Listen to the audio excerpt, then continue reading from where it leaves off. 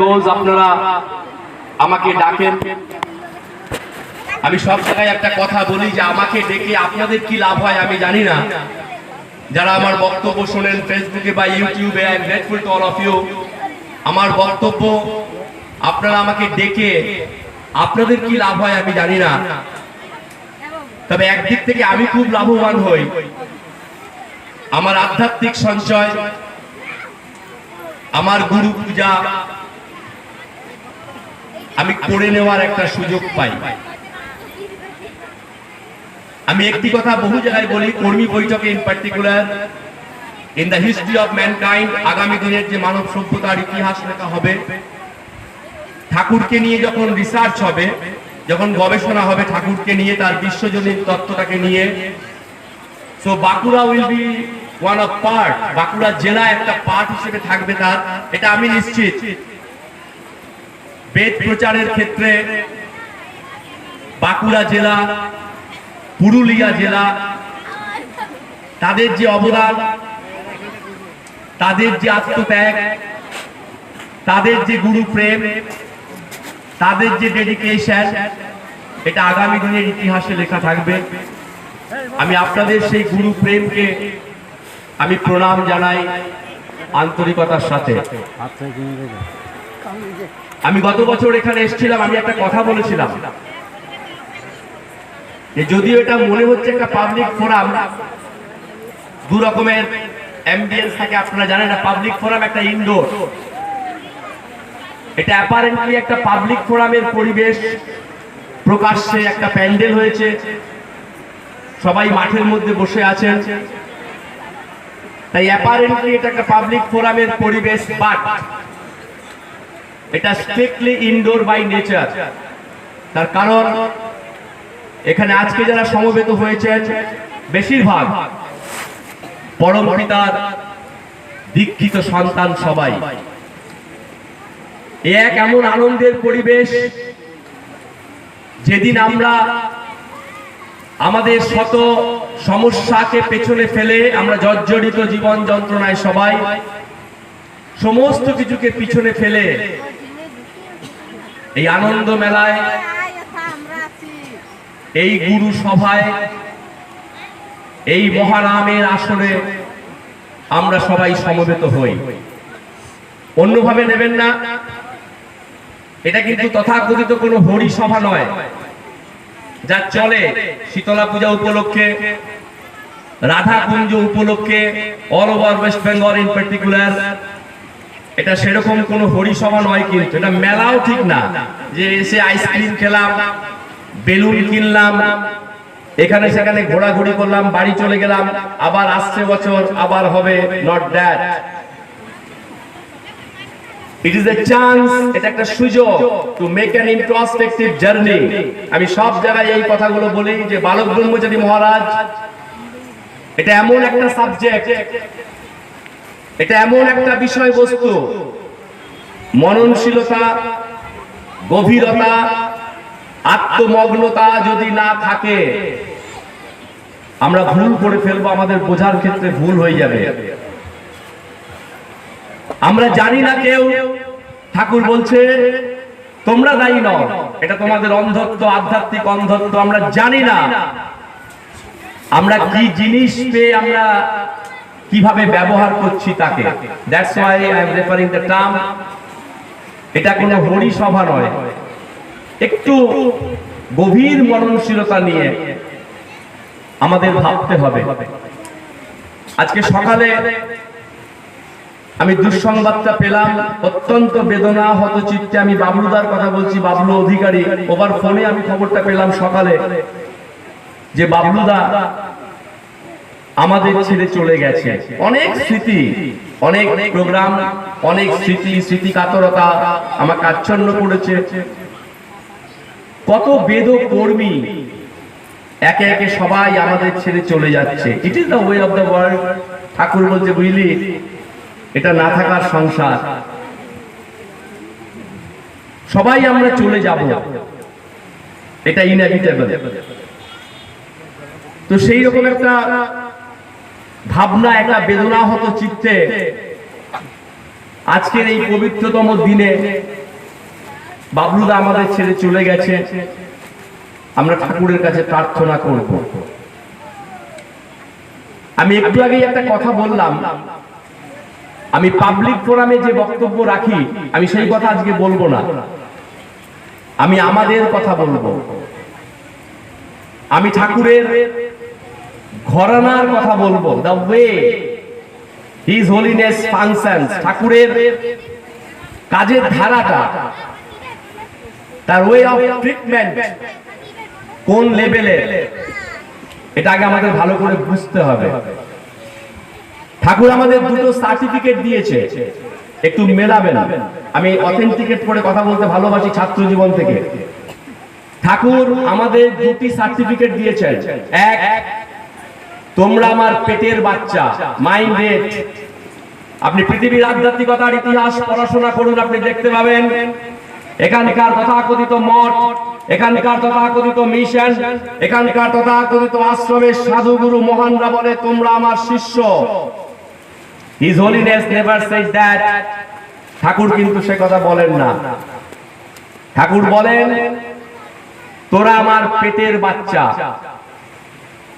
যখন সুখচর রিনোভেশন হয়নি, যখন ঠাকুর লেক টাউনে থাকতেন না, যখন ঠাকুর পার্ক স্ট্রিটে থাকতেন, যখন কলকাতার বিভিন্ন জায়গায় ঠাকুর থাকতেন, তখন ঠাকুর একটি কথা প্রায় বলতেন, এই যে আমি দীক্ষা দিলাম, যে কোনো প্যাথোলজিতে গিয়ে রক্তটা পরীক্ষা করে দেখে নিস, তোর রক্ত আর আমার রক্ত এক, তোরা আমার পেটের বাচ্চা।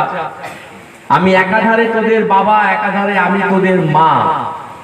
সম্পূর্ণ তার ঘরানার কথা বলছি। ওয়ান সেকেন্ড আই রিপিট, আমি পাবলিক ফোরামে যে বক্তব্য রাখি আমি আজকে সেই বক্তব্য রাখবো না, কারণ at the very outset of my speech আমি আমাকে ক্লারিফাই করেছি। আমি একটা কথা বলেছি, এটা দেখে মনে হচ্ছে একটা পাবলিক ফোরাম, প্রকাশ্য একটা মাঠ, একটা মঞ্চ, একটা প্যান্ডেল, মাঠের মধ্যে সবাই বসে আছেন, but it is indoor, strictly indoor by nature.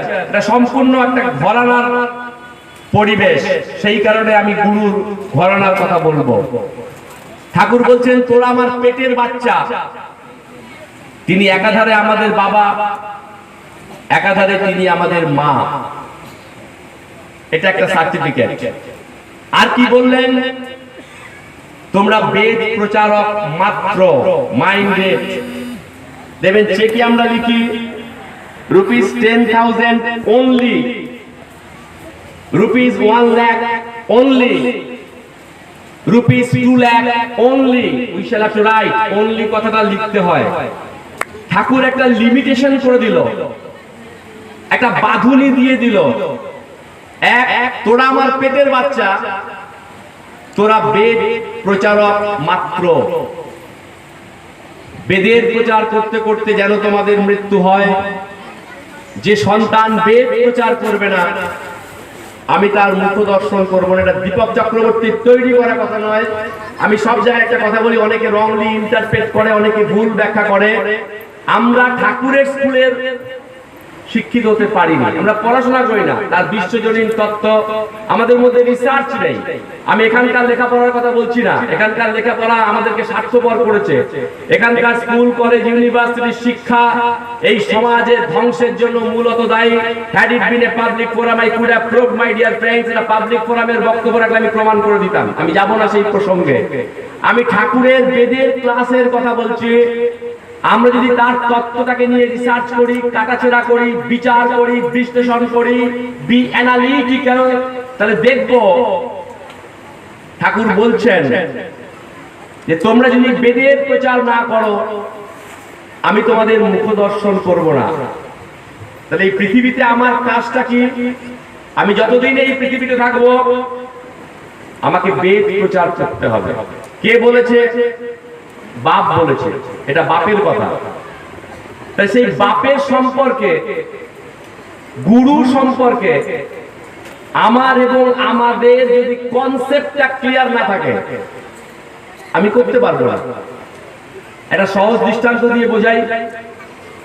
আপনি একটা জিনিসকে এন্ডোর্স করবেন, ট্রেনে, হাটে, বাজারে, শহরে, নগরে গ্রামে খুব তাত্ত্বিক বিষয় এগুলো। আপনি একটা জিনিসকে এন্ডোর্স করবেন, আপনি বিজ্ঞাপন দেবেন, প্রচার করবেন, বিফোর দ্যাট আপনাকে সেই বিষয়টা সম্পর্কে আগে জানতে হবে। আমরা জেনেছি কেউ, আমরা বুঝেছি কেউ, উপলব্ধিতে আছে। কাকে গুরু বলছি, তাকে গুরু বললে ছোট করা হয়, এটা এখানকার একটা পরিভাষা। তাই আমরা বলি যে তিনি আমাদের গুরু, তাকে গুরু বললে ছোট করা হয়। আমি একটা কথা সব জায়গায় বলি, জিসনে ঢুনা উनको মিলা, মাইন্ডে, এটা আমার কথা নয়, কবিরের কথা, সন্ত কবির। জিসনে ঢুনা উनको মিলা। পৃথিবীতে কে পায়? যে খোঁজে। যে খোঁজে সে পায়, যে খোঁজে না সে পায় না। এইরকমই একজন খুঁজেছিল কে? অগ্নিযুগের বিপ্লবী বারীন্দ্র কুমার ঘোষ। একটু জানতে হবে আমাদের। আমার বক্তব্য যারা শোনেন ফেসবুকে বা ইউটিউবে, I repeat it once again, I am grateful to all of you. Reference study আমাদের বুঝতে সাহায্য করে। অগ্নিযুগের বিপ্লবী বারীন্দ্র কুমার ঘোষ, তাকে কে পাঠিয়েছিল ঠাকুরের কাছে জানেন? তার নিজের দাদা ঋষি অরবিন্দ। একটু ভাববেন, এই ঋষি অরবিন্দ, এই যে বললাম একটু একটা কথা, ঠাকুরকে গুরু বললে ছোট করা হয়। ঋষি অরবিন্দ তার লাইফ ডিভাইন গ্রন্থে লিখছেন, যুগে যুগে সাধক, যুগে যুগে ঋষি, যুগে যুগে সত্য দ্রষ্টারা আলোর কাছে পৌঁছতে চেয়েছে। আমি আলোর কাছে পৌঁছতে চাই না, আমি সেই দিব্য আলোককে, আমি সেই ডিভাইন লাইটকে মাটির পৃথিবীতে নামিয়ে আনতে চাই। এটাই আমার সাধনা। মাই ডিয়ার ফ্রেন্ডস, আজকে আপনারা আমাকে ডেকেছেন, আমি কৃতজ্ঞ। কিন্তু একটা কথা আবার বলি, এটা একটা সুযোগ, এটা একটা প্রেক্ষিত, এটা কোনো হরিসভা নয় যে আমরা সবাই এলাম, একটা মেলার মতো আইসক্রিম খেলাম, পোশাক খেলাম, বাড়ি চলে গেলাম। Not that. এই দিন, এই পয়লা বৈশাখ, এই নাট মন্দিরকে কেন্দ্র করে যে উন্মাদনা, যে প্রচেষ্টা, যে উদ্দীপনা, এই ডিক্সির চান্স, এটা একটা সুযোগ দেয় মুখোমুখি দাঁড়াবার। যে ঠাকুর, তুমি যে কৃপা করে আমাকে স্পর্শ করেছিলে, তুমি যে কৃপা করে আমার মতো, আমাদের মতো অধমগুলোকে স্পর্শ করেছিলে, আমাদের ক্ষমতা ছিল না, সাধ্য ছিল না তোমাকে স্পর্শ করার।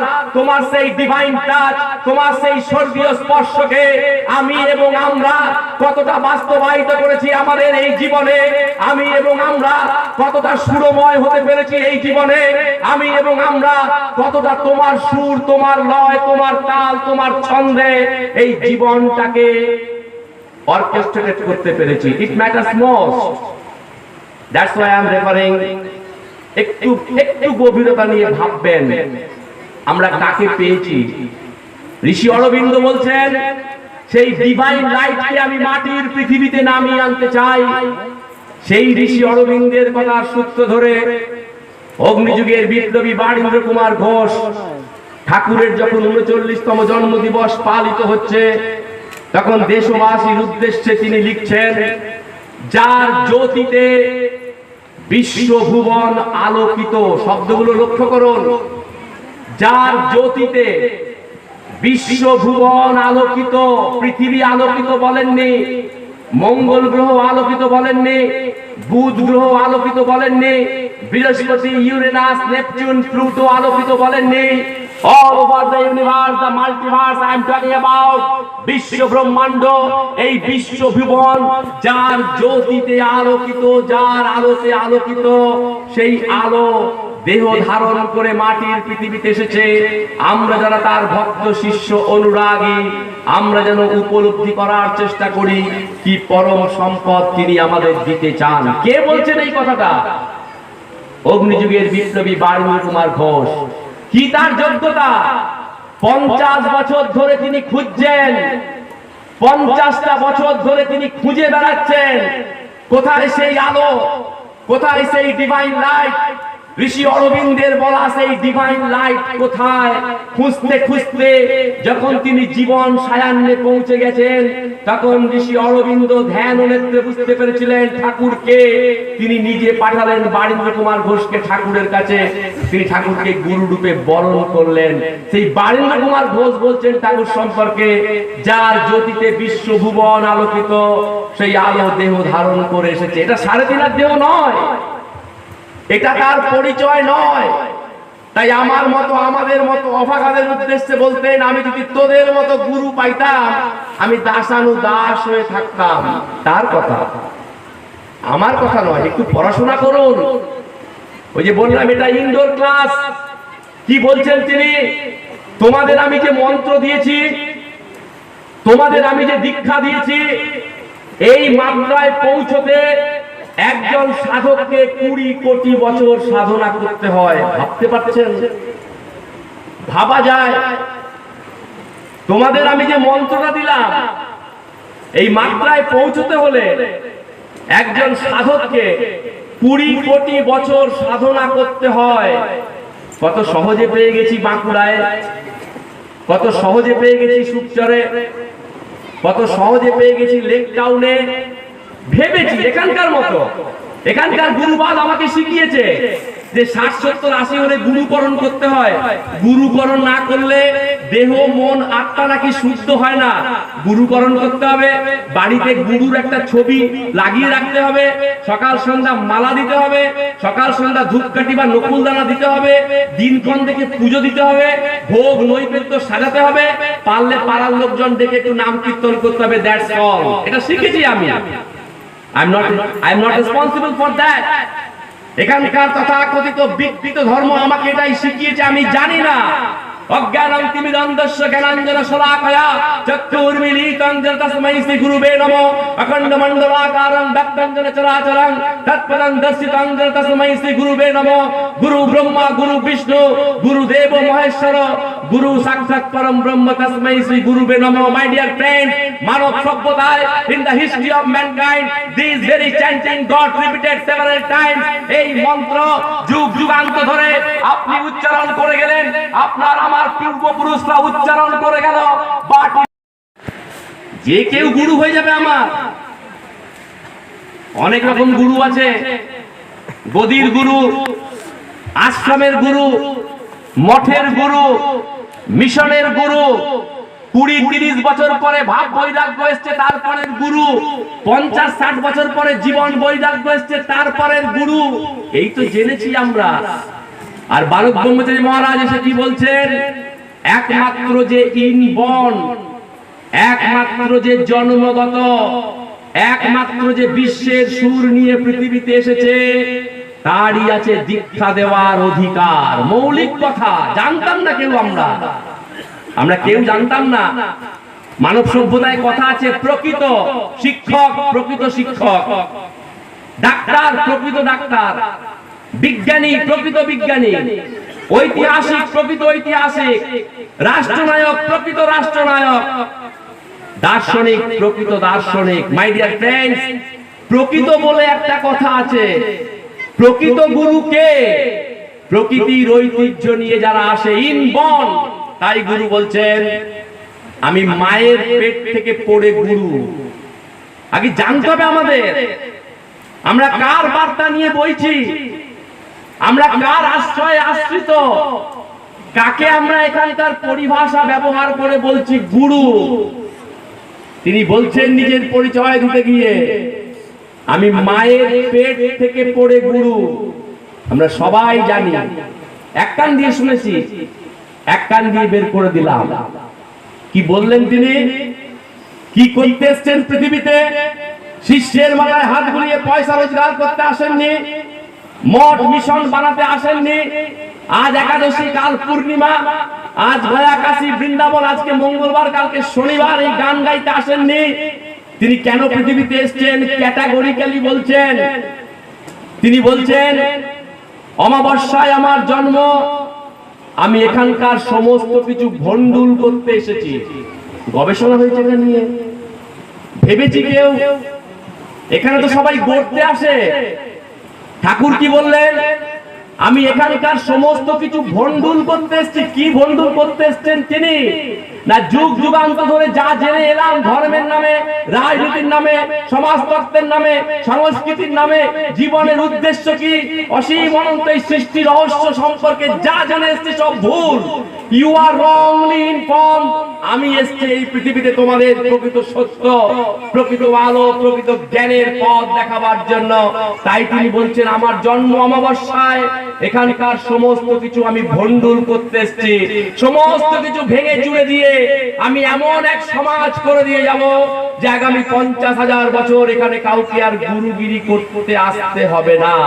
এটা তার কমিটমেন্ট, এটা বালক ব্রহ্মচারীর কমিটমেন্ট। বালক ব্রহ্মচারী মহারাজ এই কমিটমেন্ট ঘরে বসে দেননি। Mind it, you can get it recorded. আমি অথেন্টিকেট করে কথা বলতে ভালোবাসি।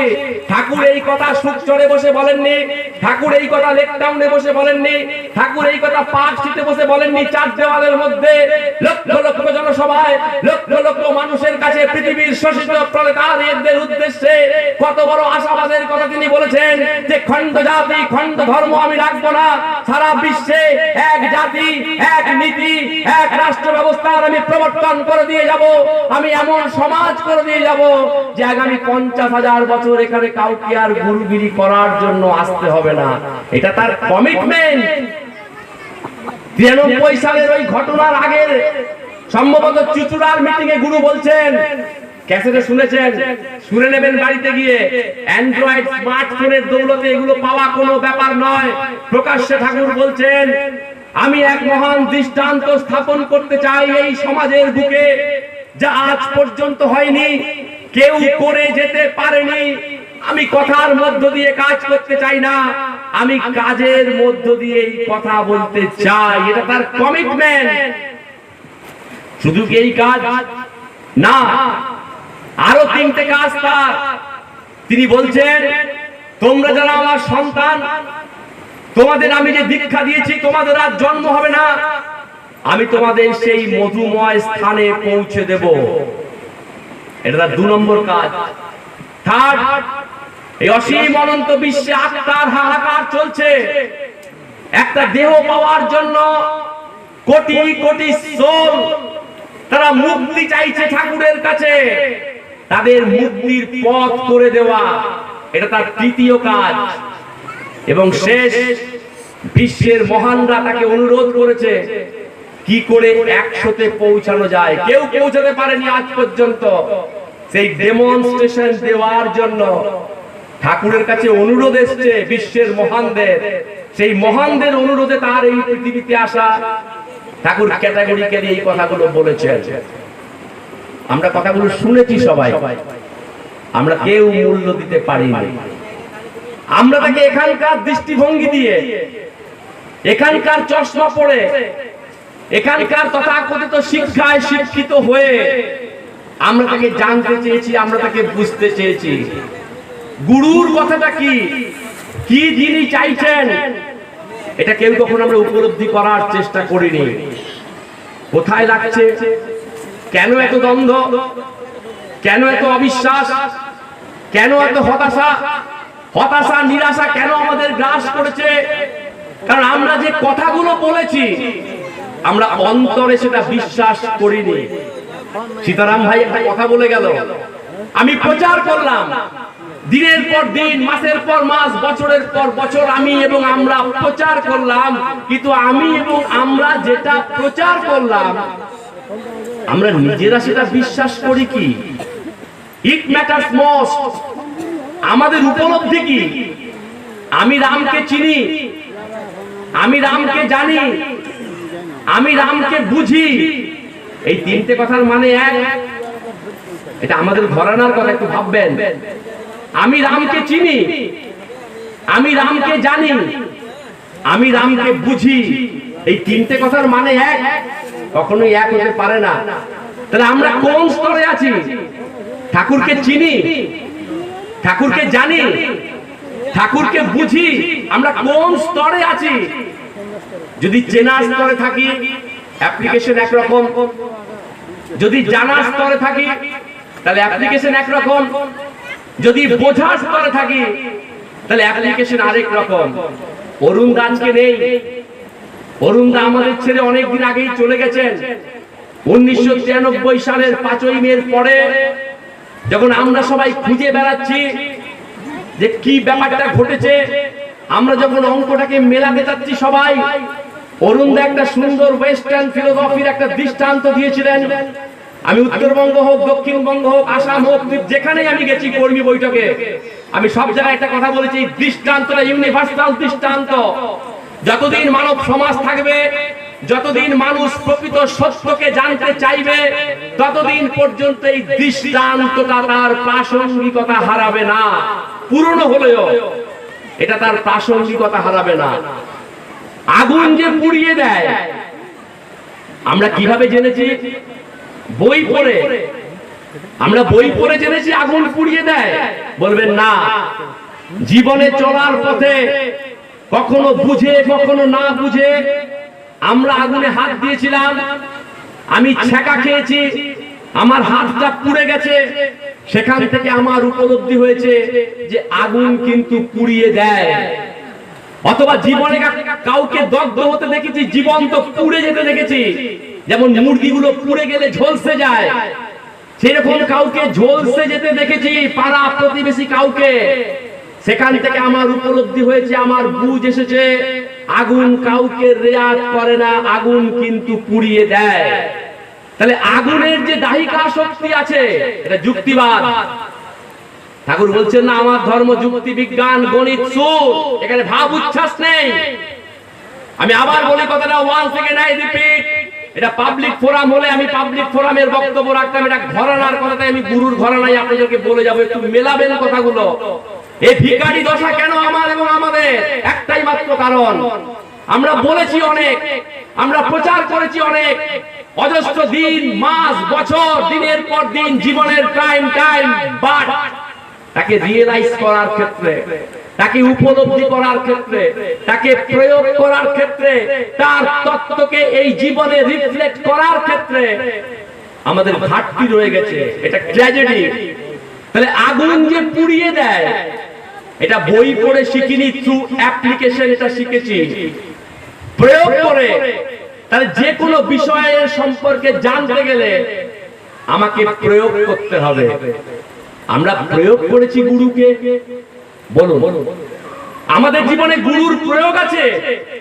নিজের বুকে হাত দিয়ে বলুন, আত্মজিজ্ঞাসার মাধ্যমে নিজেকে প্রশ্ন করুন।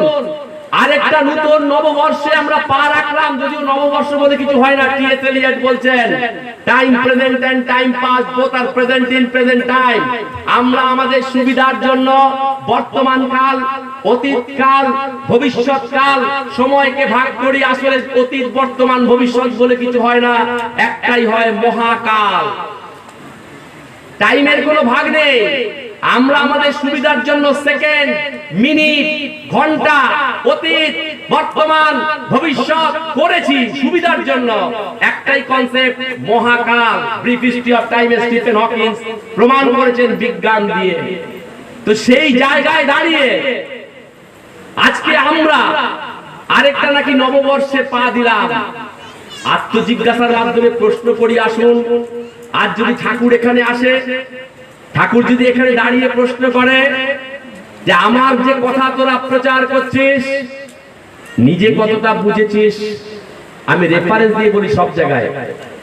1 জানুয়ারি রামকৃষ্ণর ভক্ত মন্ডলী কল্পতরু দিবস পালন করে। অনেক রামকৃষ্ণের ভক্ত জানে না। I am sorry if I hurt your sensibility, যে কল্পতরু দিবসটা কি।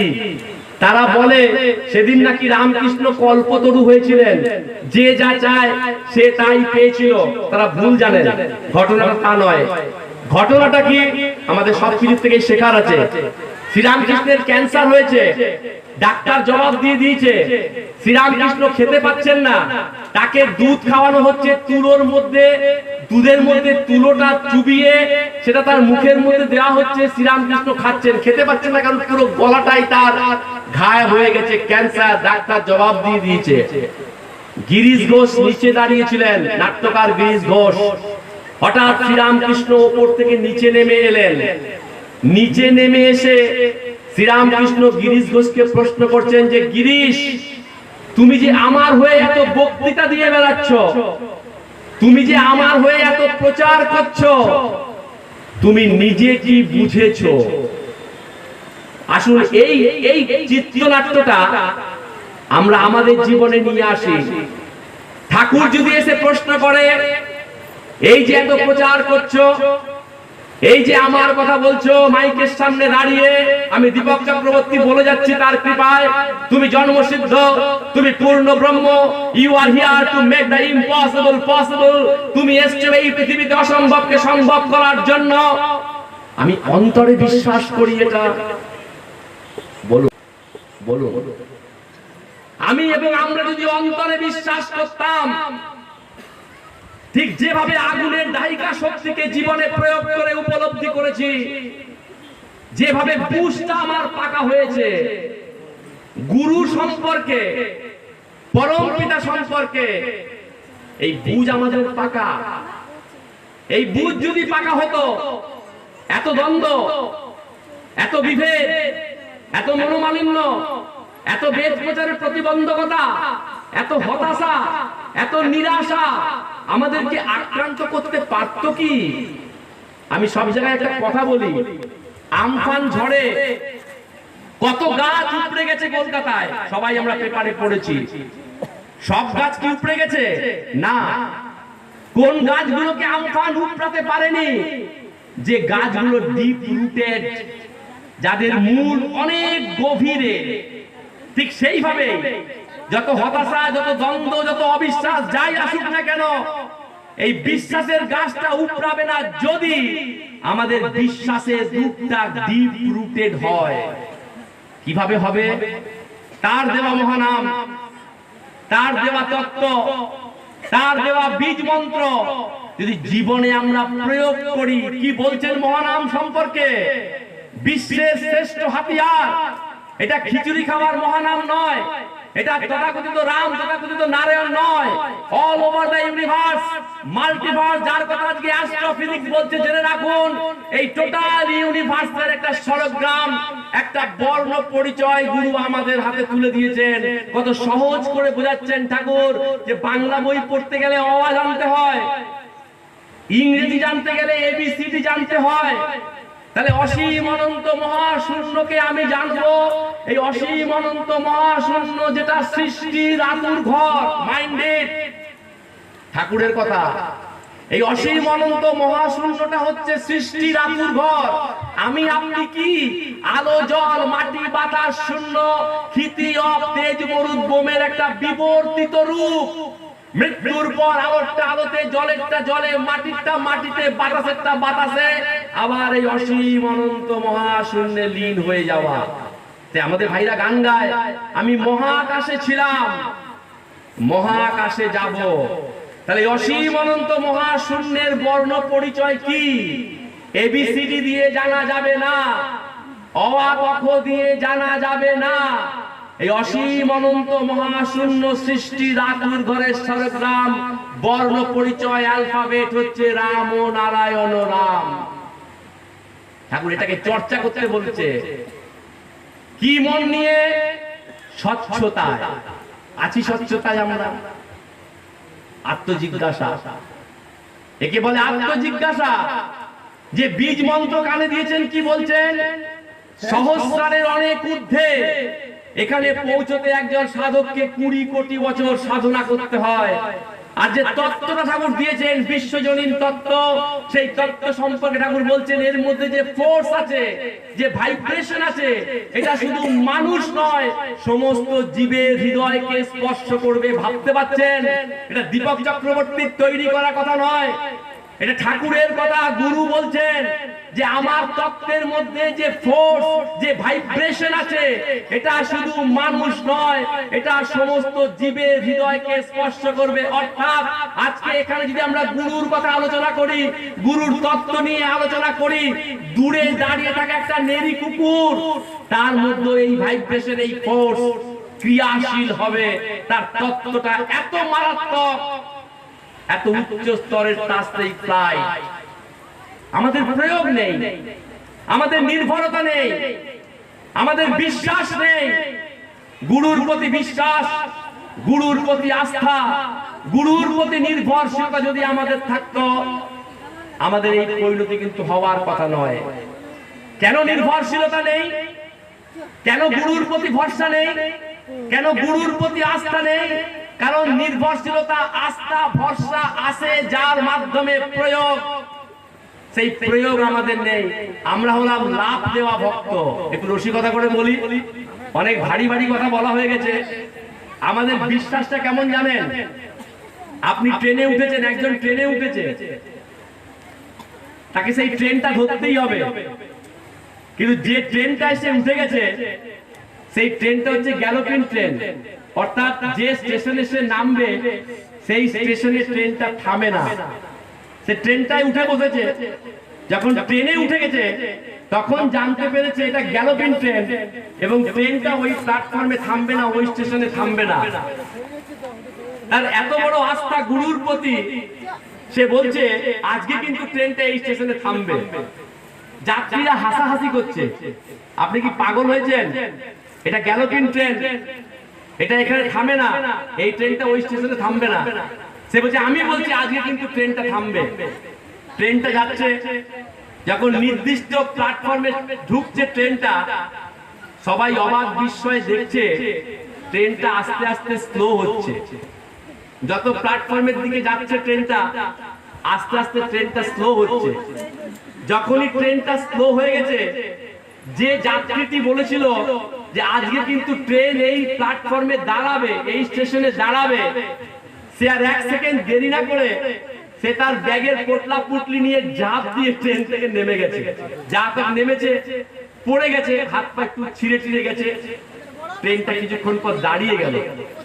সহযাত্রীরা এসে তাকে তুললো, সবকিছু ঝেড়ে ছেড়ে দিয়ে প্রশ্ন করছে আপনি লাফ দিলেন কেন? ট্রেনটা তো থামলো, আপনি তো বলেছিলেন যে ট্রেন কিন্তু আজকে থামবেই, ট্রেন তো থেমে গেল, আপনি লাফটা মারলেন কেন? তখন সে বলছে একটু স্লো হয়েছে, ভাবলাম যদি না থামে এই সময় নেমে যাই। তো আমরা বেশিরভাগ হচ্ছে লাভ দেওয়া ভক্ত, সবাই অস্বীকার করতে পারবেন 100% বিশ্বাস নেই। আমরা গুরুর কথাকে কেউ বিশ্বাস করি না। আমরা যদি অন্তর থেকে বিশ্বাস করতাম, তাহলে এখানকার তথাকথিত আজকাল, এখানকার তথাকথিত আনন্দবাজার, এখানকার তথাকথিত প্রতিদিন, এখানকার তথাকথিত টাইমস অফ ইন্ডিয়ার হাজার প্রচার আমাদের কিন্তু বিভ্রান্ত করতে পারত না। তা বলি কি সবাই বিভ্রান্ত? Not that. আমি সব জায়গায় একটা কথা বলি, আজকের দিনে ডিগবাজি খাওয়ার দিন চলছে। আজকে যিনি কয়লা মন্ত্রী, কালকে তিনি শিক্ষামন্ত্রী, আজকে যিনি লাল, কালকে তিনি সবুজ, আজকে যিনি উত্তর দিকে, কালকে তিনি দক্ষিণ দিকে।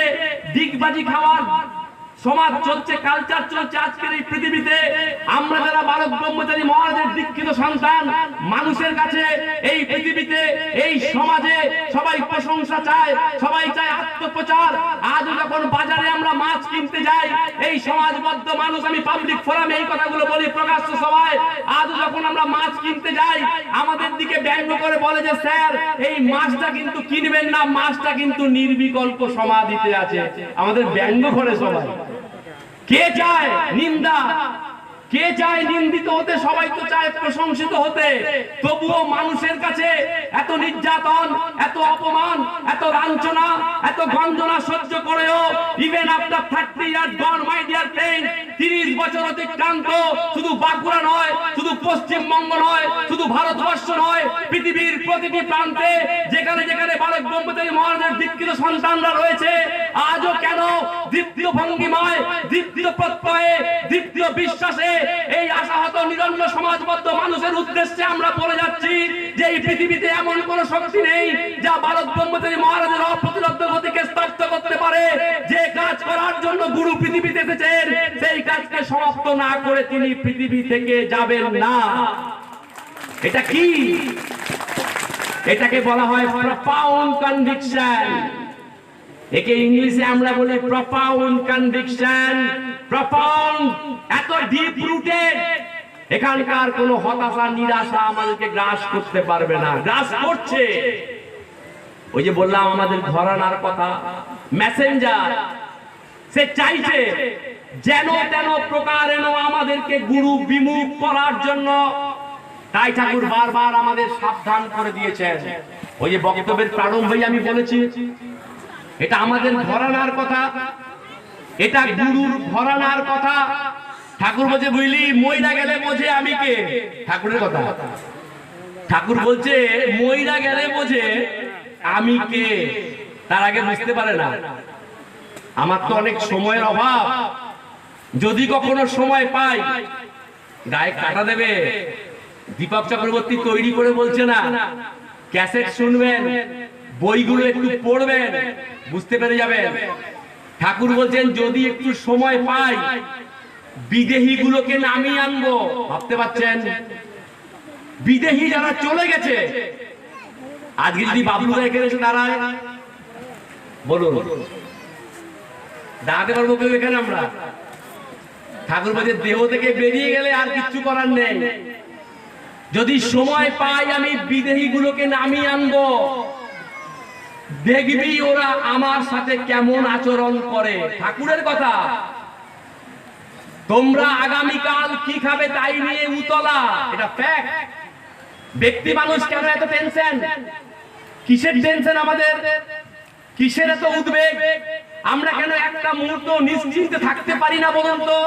Because we don't know about our futurity. আমরা জানি না এক সেকেন্ড পরে কি হবে। অনিশ্চয়তা। কাল আমার চাকরি থাকবে কিনা কোনো গ্যারান্টি নেই, কালকে জমির ফসল আমি পাবো কিনা কোনো গ্যারান্টি নেই, আগামীকাল আপনি পৃথিবীতে থাকবেন কিনা কোনো গ্যারান্টি নেই। একে ফিজিক্সে বলছে আনসার্টেনটি প্রিন্সিপাল। এই অনিশ্চয়তা আমাদেরকে টেন্স করে, আমাদেরকে উদ্বিগ্ন করে। ঠাকুর বলছে যদি জানতে পারতে মৃত্যুর পরের জগৎ কি ডেঞ্জারাস, ভাবতে পারবে না। কোটি কোটি সোল আজকে বাঁকুড়ায় কত টার্ন আপ করেছে মিন্ময় ভাই বলতে পারবে, আমার সুধীর দা বলতে পারবে আজকে বাঁকুড়ায় কত ভাই বোন টার্ন আপ করেছে। এটা আমাদের কথা, এটা আমরা যারা সাধারণ মানুষ, আমাদের চোখ, আমাদের এখানকার শিক্ষা দীক্ষা দিয়ে বলবো আজকে বাঁকুড়ায় 5000 ভাই বোন এসছে। কিন্তু ঠাকুর যদি এই মঞ্চে থাকতেন, নিশ্চয়ই আছেন, ঠাকুর আছেন, ঠাকুর শুনছেন সব কথা। ঠাকুর এখানে 5000 নেই, 5000-এরও বেশি আছে সোল, কোটি কোটি soul. You can get it recorded, record করে নিন। I repeat it once again, আমি পাবলিক ফোরামের কোনো কথা বলছি না। আমি very much conscious about my diction. Public ফোরামে এই কথাগুলো বলা যায় না। I very much well informed, আমি জানি। এটা ঘরোয়া, এটা ভেবে নিয়েই আমি কথাগুলো বলছি। ঠাকুরের ঘরানার কথা বলছি। এই আগামী দিনে রিসার্চ হবে 8টার ডিপার্টমেন্ট নিয়ে। ঠাকুর বলছেন ওই একটা ডিপার্টমেন্ট আমি আমার হাতে রাখছি, বুঝলি? তাহলে আজকে ভেবে দেখুন, ঠাকুর যদি এখানে থাকেন, ঠাকুর বলবেন কোটি কোটি সোল এখানে রয়েছে। এই কোটি কোটি সোল গুলো প্রতি মুহূর্তে ঠাকুরকে বিভ্রান্ত করছে, বিরক্ত করছে। মুক্তি দাও, মুক্তি দাও। সুখচরে দর্শন চলছে, গুরুর কথা বলছি, ঘরানার কথা। সুখচরে দর্শন চলছে, হঠাৎ দর্শন বন্ধ। ঠাকুর দর্শনটা বন্ধ করতো, দর্শন বন্ধ হয়ে গেছে। বলছে আমি একটু বাথরুমে যাবো। রবীন্দ্র ছিল, গৌরীদা যারা থাকতো, দর্শন বন্ধ হয়ে গেছে। ঠাকুর বলছে তুমি যাও, বাথরুমে যাও। বাথরুম যাবে বললে ঠাকুর আর যায় না, ঠাকুর দাঁড়িয়ে আছে। ঠাকুর নিজের মনে বলছে ছাড় ছাড়, আমাকে যাইতে দে, আমাকে যাইতে দে। এরা ওর মুখ চাওয়াচাওয়ি করছে যে ঠাকুর কার সাথে কথা বলছে, কেউ তো দাঁড়িয়ে নেই, রাস্তা তো ফাঁকা। ঠাকুর যাচ্ছে না। অনেকক্ষণ পর ঠাকুর আস্তে আস্তে বাথরুমে, সঙ্গে সোলটা চলে এসছে আমার কাছে মুক্তি পাওয়ার জন্য। ঠাকুরের কথা বলছি আপনাদের, আমি আপনাদেরকে গুরুর কথা বলছি, গুরুর ঘরানার কথা বলছি। Try to understand.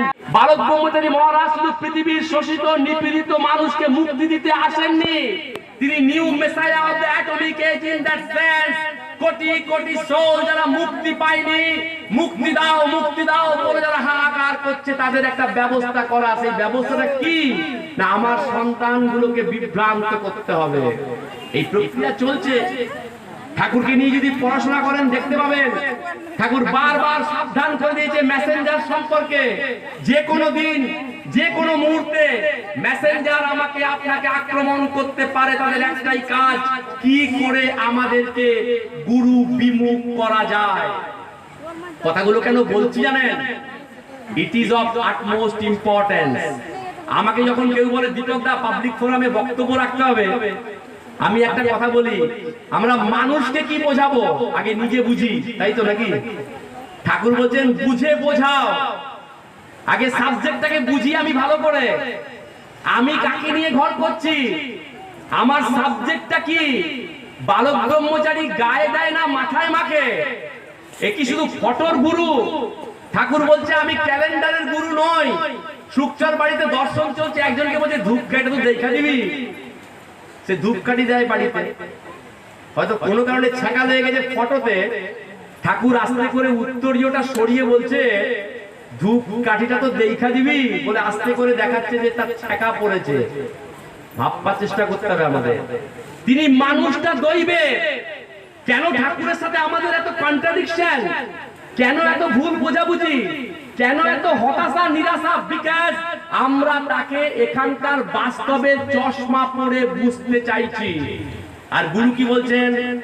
আমি মানুষটা দইবে, আমি মানুষটা দইবে। কিভাবে বোঝাচ্ছেন তিনি আমাদেরকে? তুমি তোমার জন্মের ইতিহাস দেখো, তুমি আমার জন্মের ইতিহাস দেখো। কি জন্মের ইতিহাস দেখতে পাচ্ছেন? আপনি আমি গোলাপি বর্ণের পিচ্ছিল পথ দিয়ে ওয়া ওয়া করতে করতে পৃথিবীতে এসেছি। গায়ে ছিল ক্লেদ এবং পঙ্কিলতা, আমাকে পরিষ্কার করতে হয়েছে। আমি জন্ম নিয়েছি হয় কোনো হাসপাতালে বা কোনো নার্সিং হোমে। বালক ব্রহ্মচারীর জন্মটা দেখুন, মা কোনো গর্ভ যন্ত্রণা অনুভব করেনি। ঠাকুর যখন পৃথিবীতে এলেন উন্মুক্ত উঠানে, ঠাকুর বলছেন ধূপ করা পড়ছি, বুঝলি? ধূপ করা পড়েছেন, গায়ে কোনো ক্লেদ পঙ্কিলতা তার ছিল না। তাই তিনি মাঝে মাঝে একটা কথা বলতেন, আমি স্পট নিয়ে আসিনি, আমি স্পট নিয়ে যাব না। তবে আমাদের দৈব, ডিভাইন, ডিভিনিটি, তার সমস্ত কিছু দৈব নির্ভর। তাই তিনি তার পেটের বাচ্চাদের উদ্দেশ্যে বলতেন তুমি তোমার জন্মের ইতিহাস দেখো, তুমি আমার জন্মের ইতিহাস দেখো। তুমি ছোটবেলার থেকে কি চেহারা দেখাচ্ছ দেখো, আর আমি ছোটবেলার থেকে কি চেহারা দেখাচ্ছি দেখো। আসুন একটু স্টাডি করি আজকে। আপনি আমি ছোটবেলা থেকে কি দেখাচ্ছি? ছল, চাতুরি, মিথ্যা, প্রবঞ্চনা, গাড়ি বাড়ি, ধন দৌলত, চিটিংবাজি, লাম্পট্য, ব্যভিচার, এই তো আমাদের জীবন।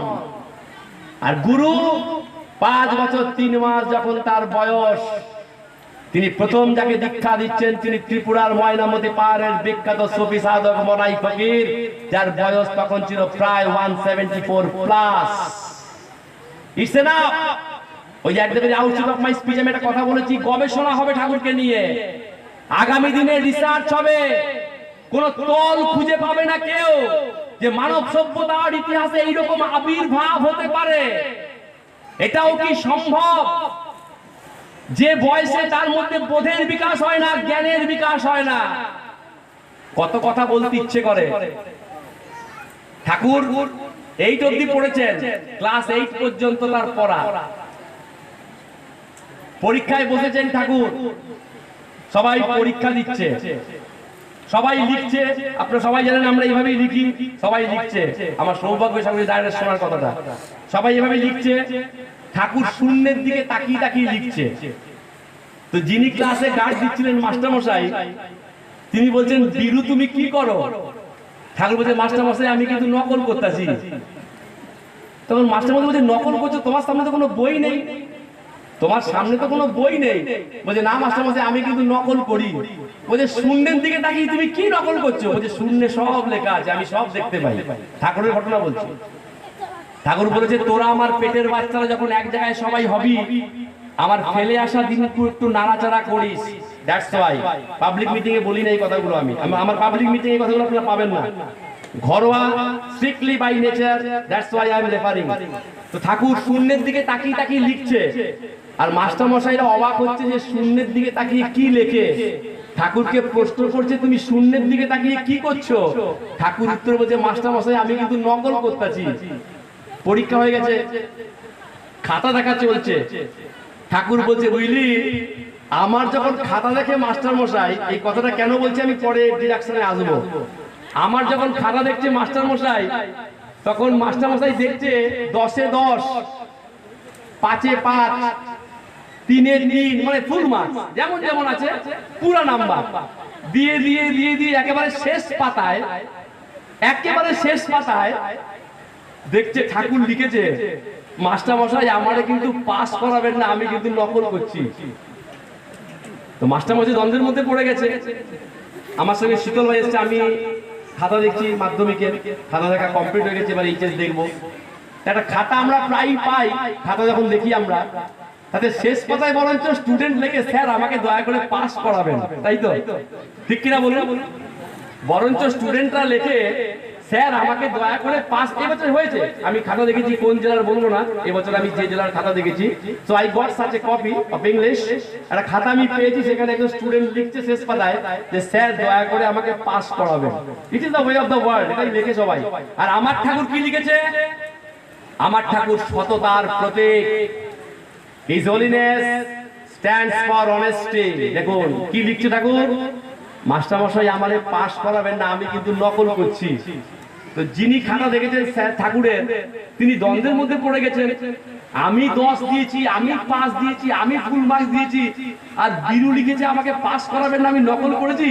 সে ওই খাতা নিয়ে হেড স্যারের কাছে চলে গেছে। বাচ্চা ছেলে হারিয়ে গেছে, বাড়ি বালিকুমা, জয়জিৎ কাশি, বাচ্চা ছেলে অনেক বন্ধুকে দিয়ে যাবেন, ভলান্টিয়ারদের কাছে পৌঁছে দেবেন বাচ্চাটিকে। জয়দীপ তাঁতি বলে একজন বাচ্চা হারিয়ে গেছে, কেউ সন্ধান পেলে তাকে যোগাযোগ কেন্দ্রে নিয়ে যাবেন অতি অবশ্যই। তো ওই খাতাটা নিয়ে ঠাকুরের হেড স্যারের কাছে গেছে। একটু মন দিয়ে শুনবেন, এই ঘটনা কেন বলছি পরে আসবো। ওই যে বললাম তোমরা কি চেহারা দেখাচ্ছ দেখো, আমি কি চেহারা দেখাচ্ছি দেখো। ঠাকুরের হেড স্যার ছিলেন দীনেশ চন্দ্র সেন, সেই যুগে বিখ্যাত স্যার দীনেশ চন্দ্র সেন।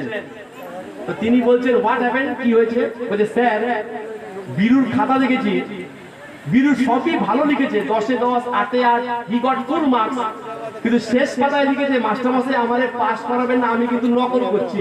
তাই স্যার দ্বন্দ্বে পড়ে গেছি, কি করব? ঠাকুরের হেড স্যার ছিলেন দীনেশ চন্দ্র সেন, তিনি খাতা দেখেছেন। খাতা দেখার পর তিনিও দেখছেন হ্যাঁ সবই তো ঠিক আছে। তখন তিনি ঠাকুরকে প্রশ্ন করছেন যে বীরু ঘটনাটা কি? বলছে কিছু ঘটনা না মাস্টার মশাই, আমি নকল করছি। বলছে তুমি নাকি নকল করছো, তুমি তো বইও দেখোনি, শূন্যের দিকে। বলছে হ্যাঁ মাস্টার মশাই, এই অসীম অনন্ত মহাশূন্যে সব লেখা। বলছে এ কি সম্ভব? বলছে হ্যাঁ মাস্টার মশাই, আপনি বই দিন একটা। দীনেশ চন্দ্র সেন ঠাকুরকে নিজের হাতে একটা মোটা বই তুলে দিয়েছিল, জেনে রাখুন। ঠাকুরকে বইটা দিয়েছে, ঠাকুর এমনি করে পাতা উল্টাচ্ছে, শুধু পাতা উল্টিয়ে উল্টিয়ে আবার দীনেশ চন্দ্র সেনকে বইটা দিয়ে দিয়েছে ফেরত। দিয়ে বলছে স্যার খাতা পেন দিন একটা। সব স্যাররা বসে আছে, দীনেশ চন্দ্র সেন ট্রিপল এম এ খোঁজ নেবেন, বাংলাদেশের বিখ্যাত স্যার ছিলেন। দীনেশ চন্দ্র সেন বসে আছে আর ঠাকুরকে ঘিরে ঠাকুরের সব মাস্টার মশাই। ঠাকুরকে খাতা পেন দেওয়া হয়েছে, সেই একই স্টাইল। ঠাকুর এমনি করে করে লিখছে আর শূন্যের দিকে তাকাচ্ছে, এমনি করে করে লিখছে আর শূন্যের দিকে তাকাচ্ছে। যখন লেখা শেষ হলো, ঠাকুর খাতাটা জমা দিয়েছে। খাতা চেক করছে দীনেশ চন্দ্র সেন নিজে, হেড স্যার। ঠাকুর বলছেন রসিকতা করে, বুঝলি হেডমাস্টার মশাইও দ্বন্দ্বের মধ্যে পইরা গেছে, বুঝলি দাড়ি কমা পূর্ণচ্ছেদ পর্যন্ত আমি নামাইয়া দিছি। ঠাকুরের কথা। ঠাকুর বলছে দাড়ি কমা পূর্ণচ্ছেদ যেমন যেমন ছিল ঠিক সেই রকম নামিয়ে দিছি, তবে হাতের লেখাটা একটু খারাপ ছিল আমার, বুঝলি। দীনেশ চন্দ্র সেনও আমার ফুল মার্কস দেয়। তখন দীনেশ চন্দ্র সেন ঠাকুরকে বলছে, এই জায়গাটাই খুব ইম্পর্টেন্ট। দীনেশ চন্দ্র সেন ঠাকুরকে বলছে, আমার গুরুকে বলছে, আমাদের গুরুকে বলছে, তুমি যদি অক্সফোর্ড ইউনিভার্সিটিতে পড়তে, তুমি মানব সমাজকে অনেক কিছু দিয়ে যেতে পারতে। তোমার মতো এরকম মেধাবী ছাত্র যদি অক্সফোর্ড ইউনিভার্সিটিতে পড়তো, তুমি মানব সমাজকে, মানব সভ্যতাকে অনেক কিছু দিয়ে যেতে পারতে। আমার ঠাকুর, আমাদের ঠাকুর দীনেশ চন্দ্র সেনের কথার উত্তরে কি বলেছিলেন জানেন? যে মাস্টার মশাই, আমারে কোনো মাস্টার পড়ায় না, মাস্টাররা আমারে প্রণাম করে। কি বুঝলেন? মাস্টাররা আমাকে পড়ায় না, মাস্টাররা আমাকে প্রণাম করে। সবই মৌলিকত্বে ভরা, অতি বিশেষে বিশেষিত, অভিনবত্বে ভরা তার সমস্ত কিছু। তিনি কি বলছেন এখানকার পরিভাষায়? তুমি আমার কাছে দীক্ষা নিয়েছো, তুমি জানো না কত সহস্র কোটি বার এই পৃথিবীতে এসছো তোমরা। আমি দীপক চক্রবর্তী নই। ঠাকুর বলছে মাস্টার মশাই আপনি কাছে আসেন, আপনাকে থাপ্পড় দেই। আচ্ছা বলুন তো, কোন ছাত্র যদি তার মাস্টারকে বলে মাস্টার মশাই আসুন আপনাকে থাপ্পড় দেবো একটা, কোন মাস্টার মশাই সেই ছাত্রকে স্কুলে রাখবে? হ্যাঁ, বালক ব্রহ্মচারীর ক্ষেত্রে তা ঘটেছে। একটু জানুন গুরুর কথা। বলছে মাস্টার মশাই আপনি একটু আসেন, আপনাকে থাপ্পড় দেই। মাস্টার মশাই ক্লাস নিচ্ছিল, ঠিক আছে? ঠাকুর জাস্ট একটু মাথায় স্পর্শ করেছে, যাহাতক স্পর্শ করেছে, ঠাকুর রসিকতা করে বলছে বুঝলি, মাস্টার তখন পড়াচ্ছিল, মাস্টার ধুতি ওঠায়, ধুতি উঠিয়ে ক্লাসরুমের মধ্যে একবার এইখানে লাফায় একবার ওইখানে লাফায়। কেন? একটাও মানুষ দেখি না, কোনটা সাপ, কোনটা ইঁদুর, কোনটা ব্যাঙ, মানে এই যে চেহারাটা নিয়ে দাঁড়িয়ে আছি আমি, এটা আমার আসল রূপ নয়। ঠাকুর বলছে সৃষ্টি তত্ত্ব বোঝো, সহস্র কোটি বার তুমি এই পৃথিবীতে এসেছো, আর সহস্র কোটি বার তোমার সঞ্চয় হয়েছে। কি সঞ্চয়? পাপ, প্রকৃতি বিরুদ্ধ কাজ। তাই তোমরা আমার স্বরূপটাকে উপলব্ধি করতে পারছো না। ধাপার মাঠ দেখেছো? আবর্জনা পড়তে পড়তে পড়তে পড়তে এমন জায়গায় পৌঁছে যায় সূর্যের আলো তল দেশ অব্দি পৌঁছায় না। That things happen. তুমি জানো না তুমি কে, কত লক্ষ কোটি বার পৃথিবীতে এসছো তুমি। আজকে দুপুর বেলা তুমি যে শোল মাছটা খেলে, গুরুর ঘরানার কথা বলছি, মাইন্ডে, এটা গুরুর ঘরানা বলে বলছি। বারবার এক কথা আমি রিপিট করছি, ভুল ব্যাখ্যা করবেন না। এই কথাগুলো পাবলিক ফোরামে বলা যায় না, এটা সম্পূর্ণ ঘরোয়া বলে বলছি। ঠাকুর বলছে আজকে দুপুর বেলা তুমি যে মাছটা খেলে, বিগত জন্মে ওটা হয়তো তোমার পিসিমা ছিল। ঠাকুরের কথা। তাহলে আমাকে তো মুক্ত করতে হবে। এই 60-70-এর মধ্যে, এই 60-70-এর মধ্যে তোমাকে জীবন যন্ত্রণা যা কিছু আছে লক্ষ কোটি জন্মের ভোগ এইখানে দিয়ে আমাকে তোমাকে স্বচ্ছ পবিত্র করে সেই মধুময় স্থানে পৌঁছে দিতে হবে। আর আমরা কি দেখছি? আমরা গুরুকে কিভাবে বিচার করছি? আজকে যদি বাঁকুড়া ফেরার সময়, বাঁকুড়া থেকে বাড়ি ফেরার সময় যদি ট্রেনটা পাই তবে ঠাকুর আছে, তাই তো? আর যদি ট্রেন মিস হয় ঠাকুর নাই, ঠিক কিনা বলুন? হিউমারাসলি স্পিকিং, আমরা এভাবেই অভ্যস্ত। আমি যদি বাসটা পাই, যখন আমি ফিরে যাব, যদি বাস পাই, ঠাকুর খুব জাগ্রত, এবং মনসা খুব জাগ্রত, একটা ধরনের খুব জাগ্রত মনসা, জাগ্রত শনি, জাগ্রত কালী আছে তো। তাহলে বালক ব্রহ্মচারী আমার গুরু খুব জাগ্রত কি করে প্রমাণ হবে? যদি বাঁকুড়া থেকে ফেরার পরে ট্রেনটা টাইমে পাই। আর যদি ট্রেন টাইমে না পাই, ঠাকুর নেই। এইভাবে বুঝি আমরা। ঠাকুরের সাথে আমাদের ঘরানাটা এইখানটায় ক্লাসটা লাগছে, ভালো করে বুঝবেন। একজন জাহাজে চাকরি পেয়েছে,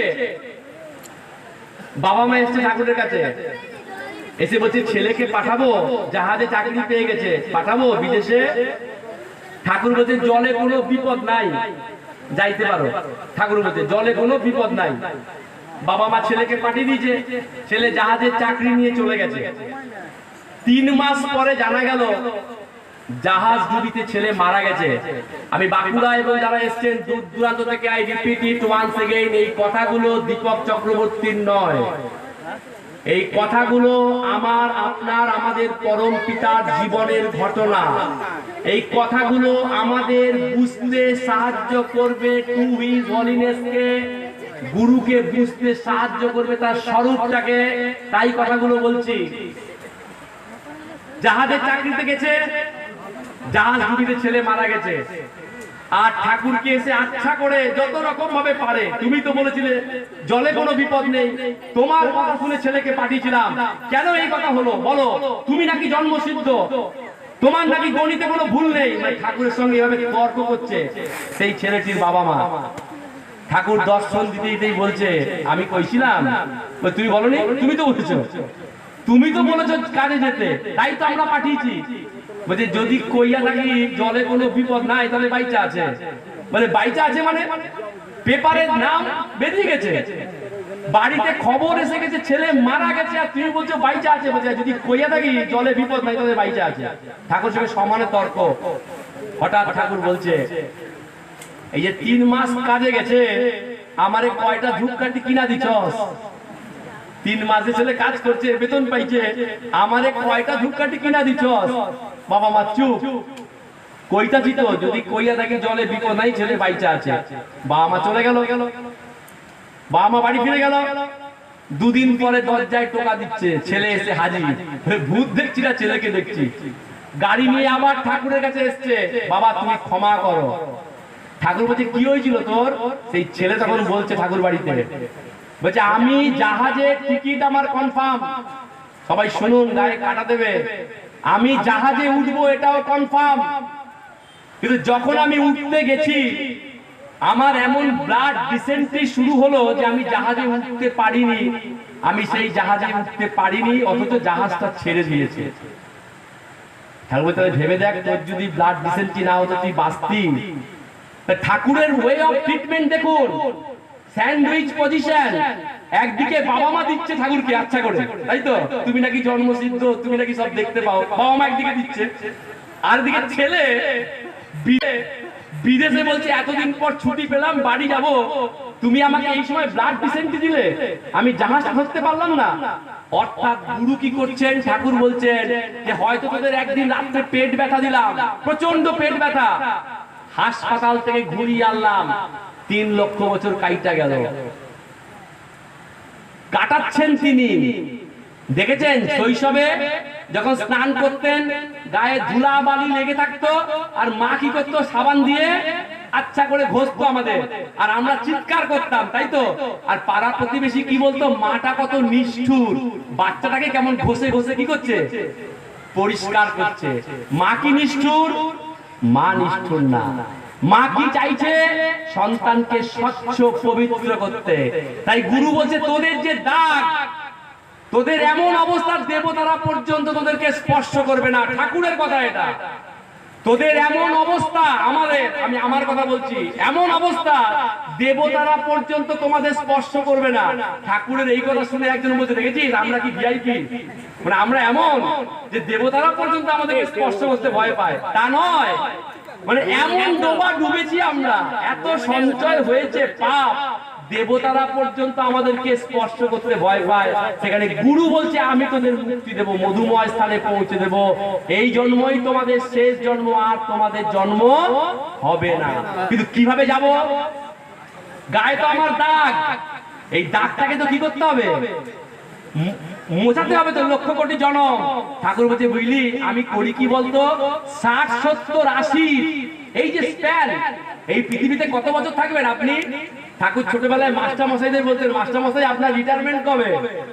মাস্টার মশাইরা বুক খুলে বলতে আরো 5 বছর চাকরি আছে। বলছে আপনাকে ওই রিটায়ারমেন্টের কথা কই নাই মাস্টার মশাই, আপনি যাবেন কবে পৃথিবী থেকে? একটু ভাববেন আপনার রিটায়ারমেন্ট কবে। মাস্টার মশাইরা এখানকার ধারা ধরে বলতে আর 5 বছর চাকরি আছে। ঠাকুর বলছে আপনাকে আমি ওই রিটায়ারমেন্টের কথা কই নাই, আপনি পৃথিবী থেকে যাবেন কবে। It's a $1 million thought provoking question. বাবলুদা ভাবতে পেরেছিল বাবলুদা আজকে থাকবে না, প্লিজ পন্ডার ওভার। ঠাকুর বলছে অনেক ভাগবত পাঠ হয়েছে, অনেক গীতা পাঠ হয়েছে, অনেক চণ্ডী পাঠ হয়েছে মানব সভ্যতায়। My dear friends, let us read the book of life. জীবন গ্রন্থ পড়ো। কি দেখতে পাচ্ছো ভাবুন। বাবলুদা কালকে এই সময় আমাদের মাঝে আছেন, আজকে বাবলুদা আমাদের মাঝে নেই। কি অদ্ভুত। আমরা জানি না কে কবে চলে যাব। ঠাকুর বলছে ডেথ সেন্টেন্স হয়ে গেছে তোমার, তুমি যেদিন জন্ম নিয়েছো সেদিন কনফার্ম তুমি চলে যাবে। তুমি জানো না স্রষ্টা কৃপা করে ডেটটা বসায়নি, চলে তুমি যাবে। ভাবটা কেমন? আমরা অমর, যুগ যুগান্ত ধরে এখানে থাকবো, এই তো আমাদের ভাব। তো ঠাকুর বলছে তুই তো চলে যাবি 60, 70, 80। এই 60, 70, 80 স্প্যানে আমাকে লক্ষ লক্ষ জন্মের ভোগটাকে কাটাতে হবে। একটু মর্যাদা দেবেন। একজনের বাড়িতে প্রচুর অশান্তি, সে সিদ্ধান্ত নিয়ে নিয়েছে সে আত্মহত্যা করবে। ঠাকুরের কাছে এসছে, আর যতবার ঠাকুরের কাছে যায় ঠাকুর মুখটা ঘুরিয়ে থাকে, তার কথা শোনে না। যতবার যায় একবারও ঠাকুর তার কথা শোনে না, শুধু একটাই কথা বলে, আমি তোরে দেখতাছি যা, আমি তোরে দেখতাছি যা। কি যে দেখছে সেগুলো হিসাব পায় না। দেখবেন ঠাকুর এমনি করতো সুখ চলে, তাই না? এখানে একটা থাপ্পড় দিত, হাতে একটা ফুল দিয়ে বলতো আমি তোকে দেখছি যা। দিনের পর দিন এরকম চলছে। একদিন সে বিরক্ত হয়ে ঠাকুরকে বলছে আমি যতবার তোমার কাছে আসি তুমি ততবার একই কথা বলো, আমি তোকে দেখতাছি যা, আমি তোকে দেখছি। তুমি কি দেখছো আমাকে? বলছে আমি তো কইতাছি, আমি তোরে দেখতাছি। বলছে কি তুমি দেখছো? আমার সংসারে জ্বালা যন্ত্রণা, আমি আত্মহত্যা করা ছাড়া আমার আর কোনো পথ নেই, তুমি কি দেখছো আমাকে? আমি তোমাকে বলতে চাই আমার সমস্যার কথা। ঠাকুর সেই একই কথা বলছে, আমি তোকে দেখতাছি। যখন বারবার ঠাকুরের সঙ্গে এইভাবে তর্ক করছে, তখন ঠাকুর দ্বিজেনদাকে, দ্বিজেনদা ছিল ঠাকুরের বাল্য বন্ধু, নীলরতনে চাকরি করতো, নীলরতন মেডিকেলে, দ্বিজেন চক্রবর্তী। ঠাকুর বলছে দ্বিজেন, ওর একটু রক্ত পরীক্ষা করবি তো, এর মাথা আরো খারাপ হয়ে গেছে। আমি এসেছি বলতে যে আমার সংসারের অশান্তি, আর ঠাকুর বলছে রক্ত পরীক্ষা করবি তো, রক্ত পরীক্ষা কর, ওর ছবি তোল, এক্সরে কর। দ্বিজেনদা সবগুলো করিয়েছে। করাবার পর যখন ডাক্তারকে দেখানো হচ্ছে, কি জানা গেল জানেন? একটা টিউমার, একটা টিউমার, আপনারা জানেন টিউমার দু রকমের হয়, একটা ম্যালিগন্যান্ট, একটা বিনাইন। যেটা ম্যালিগন্যান্ট টিউমার সেটা কি? সেটা ক্যান্সারাস। তার শরীরের একটা জায়গায় একটা টিউমার এমন একটা অবস্থায় রয়েছে যে কোনো দিন ওটা ম্যালিগন্যান্ট হয়ে যেতে পারে, ওটা ক্যান্সারাস টিউমারে কনভার্ট হতে পারে। ঠাকুর বলছে তোরে আমি কি দেখি বুঝছস? এটাই আমার দেখা, এটাই আমার কৃপা। আমার কৃপার জন্য ওই টিউমারটা এখনো ম্যালিগন্যান্ট টিউমারে কনভার্ট করেনি। তাহলে আমাদের এই জীবন নাটকটাকে কে তৈরি করছে, কে লিখছে? আপনি অনেক প্ল্যান করতে পারেন, আমি ফ্ল্যাট করব, আমি বাড়ি করব, আমি গাড়ি করব, আমি ধন করব, আমি দৌলত করব, বাট ইউ রেস্ট অ্যাসিওর্ড, আপনার জীবন নাটক কিভাবে হবে তার স্ক্রিপ্ট লিখছেন ঠাকুর। তাই গুরু বলছেন এ কেমন আবদার যে তোমরা যেমন যেমন চাইছো আমাকে তেমন তেমন দিতে হবে। ঠাকুরের কথা, এ কেমন আবদার যে তোমরা যেমন যেমন চাইছো আমাকে তেমন তেমন দিতে হবে। যদি প্রয়োজন মনে করি, ঠাকুর বলছেন যদি প্রয়োজন মনে করি, তাহলে সব পাওয়ার বদলে সব হারাবার ব্যবস্থা করে দিতে পারি। দু পথেই আমার দেওয়া চলে। তাহলে আমরা যারা তার দীক্ষিত সন্তান, আমরা কি পাবো আর কি আমরা হারাবো, এটা কে ঠিক করবে? এটা ঠাকুর ঠিক করবে। আমাদের সমস্ত কিছু গাইডেড হচ্ছে তার দ্বারা, তাই আমাদের তার প্রতি নির্ভরশীল হতে হবে। আনটিল আনলেস আমরা যদি গুরুর প্রতি নির্ভরশীল হতে না পারি, আমরা জীবনের অঙ্ক মেলাতে পারবো না। কারণ আমরা সর্বজ্ঞ নই, আমাদের পক্ষে সর্বজ্ঞ হওয়া সম্ভব না। প্রতি মুহূর্তে টেনশন, প্রতি মুহূর্তে চিন্তা, প্রতি মুহূর্তে উদ্বেগ আমাদেরকে ঘুম পোকার মতো কুড়ে কুড়ে খাচ্ছে। তাই আমাদেরকে সেই গুরুর কাছে, যে গুরু অমনিপোটেন্ট, অমনিসেন্ট, অমনিপ্রেজেন্ট, সর্বজ্ঞ, সর্বব্যাপ্তমান, সর্বশক্তিমান, তার কাছে আমাদের আভূমি লুণ্ঠিত হতে হবে। এছাড়া কোনো পথ নেই।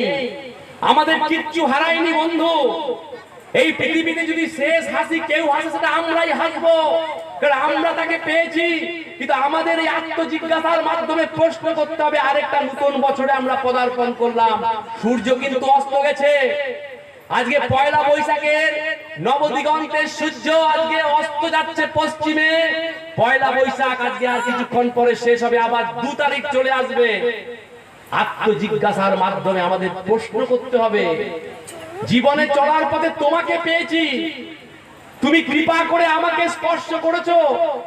আমার ক্ষমতা ছিল না তোমাকে স্পর্শ করার, আমি তোমার মতো হতে পেরেছি। তো এই যে সবাই বলে, যেখানেই যাই সবাই বলে আমাদের সংগঠনে এত দ্বন্দ্ব, এত বিভেদ, কিচ্ছু নেই। একটাই মাত্র কারণ, গুরু যা বলেছে তা আমরা করছি না, আর গুরু আমাদের যা করতে মানা করেছে আমরা সেগুলো বেশি বেশি করে করছি, তাই অঙ্ক মিলছে না। গুরু কি বলে গেল? গুরু বলল আমি যে গন্ডি কাটলাম, এই গন্ডির বাইরে তোমরা কেউ যাবে না। ঠাকুরের কথা, ঠাকুর বলছে আমি যে গন্ডিটা কাটলাম, এই গন্ডির বাইরে তোমরা কেউ যাবে না। গন্ডিটা কি? তার নির্দেশ, প্রভুর নির্দেশ, গুরুর যে স্ট্যান্ডিং অর্ডার। এই স্ট্যান্ডিং অর্ডারকে যদি আমি ভায়োলেট করি, এই স্ট্যান্ডিং অর্ডারটাকে যদি আমরা ভায়োলেট করি, অঙ্ক মিলবে বলুন? এটা জীবন দিয়েই শিখতে পারি। আজকে কেন ব্যক্তি জীবনে এত দুঃখ কষ্ট? কেন পারিবারিক জীবনে এত অশান্তি, কেন সামাজিক জীবনে আমার অস্তিত্ব বিপন্ন, কেন সাংগঠনিক জীবনে আমি বিপন্নতা বোধ করি? The one and only reason is that so far as my study goes, so far as my research goes, আমি দিনের পর দিন রিসার্চ করে এটাই আমি পেয়েছি, তার একটাই মাত্র কারণ, গুরু আমাদেরকে যা যা করতে বলেছে আমরা সেগুলো করি না, আর গুরু আমাদের যা যা করতে মানা করেছে আমরা সেগুলো বেশি বেশি করে করি, তাই অঙ্কের ফল আমরা মেলাতে পাচ্ছি না। এটাই কারণ, আমাদের কিচ্ছু হারায়নি, আমাদের একটাই কাজ, সকাল থেকে রাত, জন্ম থেকে মৃত্যু যতদিন এই পৃথিবী গ্রহে আছি, আমরা যেন তার নির্দেশটাকে টোটো ফলো করতে পারি। তার নির্দেশ যদি আমরা মেনে চলতে পারি, আমাদের কিচ্ছু হারাবার নেই, এই জীবন আমাদের সুন্দর।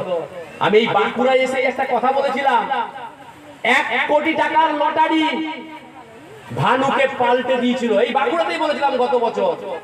জীবন নিয়ে মেলান, বড় বড় ভারী ভারী বই পড়ার দরকার নেই, জীবন গ্রন্থ পাঠ করলেই সব জানা যায়।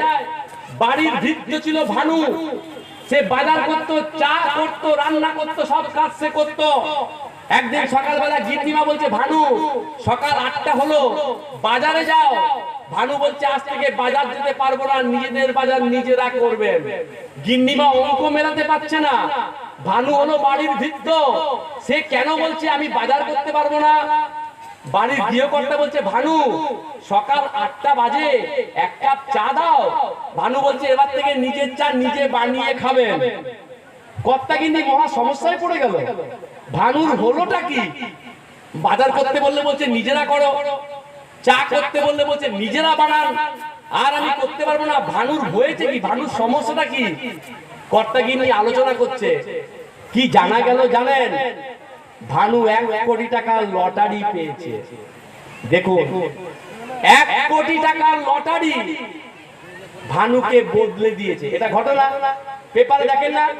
দিয়ার লটারি পেয়েছে একজন 1 কোটি টাকা, তার হাড়জোড়া পাল্টাবে কিনা বলুন? কেউ যদি 1 কোটি টাকার লটারি পায়, তার হাড়জোড়া পাল্টে যাবে তো? এটাই বাস্তবতা। তাহলে 1 কোটি টাকার লটারি যদি একটা মানুষকে বদলে দিতে পারে, তাহলে জন্মসিদ্ধকে পাওয়া পরেও, বিরাটকে পাওয়ার পরেও, অমনিপোটেন্ট, অমনিসেন্ট, অমনিপ্রেজেন্ট কে পাওয়ার পরেও আমার এবং আমাদের জীবনটা পাল্টাচ্ছে না কেন বলুন? এই আত্মজিজ্ঞাসার কোনো প্রয়োজন নেই, এই আত্মবিশ্লেষণের কোনো প্রয়োজন নেই। শুধুই প্রোগ্রামে এলাম, প্রসাদ খেলাম, বাড়ি চলে গেলাম, দ্যাটস অল। ভেবে দেখুন তো, এই সমাজে আরো অনেকে আছে, একটা ঝুড়িতে ফুল আছে, ট্রাই টু আন্ডারস্ট্যান্ড, একটা ঝুড়িতে ফুল আছে, জবা ফুল, গাঁদা ফুল, জুঁই ফুল, রজনীগন্ধা, গোলাপ। আপনাকে যদি বলা হয় কোনটা কোন ফুল খুঁজে বার করো, আপনি কিন্তু বার করতে পারবেন। এটা গাঁদা, এটা গোলাপ, এটা রজনীগন্ধা, এটা জুঁই করতে কিন্তু পারবেন। তাহলে এই সমাজ যদি একটা বাগান হয়, এই সমাজরূপী বাগানে তো অনেক মানুষের মধ্যে আমরাও আছি, তা আমাদেরকে আলাদা করে চিহ্নিত করা যাবে? ওই দেখ, এটা বালক ব্রহ্মচারীর দীক্ষিত সন্তান, বলুন বলুন। গুরু রিফ্লেক্টেড হবে কার মধ্য দিয়ে? আমার মধ্য দিয়ে তো। আমার কথাবার্তা, আমার ধ্যান ধারণা, আমার জীবন চর্চা, আমার জীবন বেদ, এর মধ্য দিয়েই তো গুরু প্রকাশিত হবেন। আমার মধ্যে, আমাদের মধ্যে সেই রিফ্লেকশন নেই কেন? তার একটাই মাত্র কারণ, আমরা প্রচার করছি অনেক, আমরা দিনের পর দিন, মাসের পর মাস, বছরের পর বছর আমরা প্রচার করছি, কিন্তু যা আমরা প্রচার করছি আমরা নিজের জীবনে সেটা প্রয়োগ করছি না। এটাই আমাদের ট্র্যাজেডি। আপনারা সবাই ওয়েল ইনফর্ম, বাঁকুড়ার মানুষ, বাঁকুড়ার কর্মী ভাই, আজকে অনেক দূর দূরান্ত থেকে সবাই এসেছেন, সবাইকে আমি প্রণাম জানাই আপনাদের এই গুরু প্রেমকে।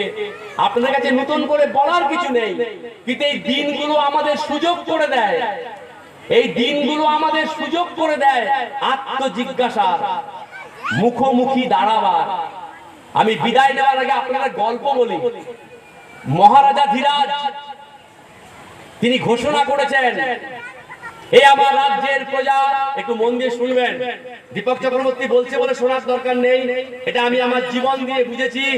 আমরা এবং যারা দেওয়াল লিখন করি, স্ট্রিট কর্নার করি, বক্তব্য করি, মহানাম করি, যাই কিছু করি না কেন, গুরু যদি ভর না করে আমরা কিন্তু করতে পারবো না। এটা প্রমাণ পেয়েছি জীবন দিয়ে। তাই কথাগুলোর একটু মূল্য দেবেন।